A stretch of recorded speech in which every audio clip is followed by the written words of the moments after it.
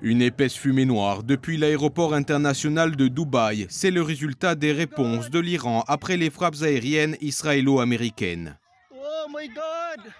Ces dégâts, causés soit par des missiles ou des débris, ont provoqué l'arrêt des vols et la fermeture de l'espace aérien. La façade de cet hôtel emblématique de la ville, elle aussi endommagée, témoigne des risques accrus pour les civils. Face à cette situation, les autorités ont émis des alertes d'urgence. Les habitants et les visiteurs doivent rester à l'abri et suivre les consignes de sécurité. Parmi eux, les Corses expatriés ou en voyage, comme Christophe. Il avait prévu de visiter le pays avec sa compagne et ses enfants.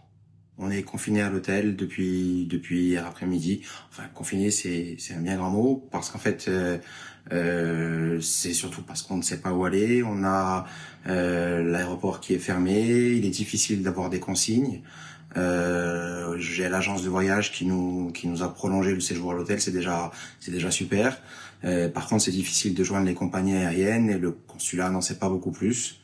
Donc, on est dans l'attente, on suit les informations depuis la chambre et on espère que la situation va évoluer, mais on est assez lucide. Je pense qu'on est coincé là pour quelques jours. La France et ses partenaires européens ont exprimé leurs préoccupations et condamné les attaques contre les civils.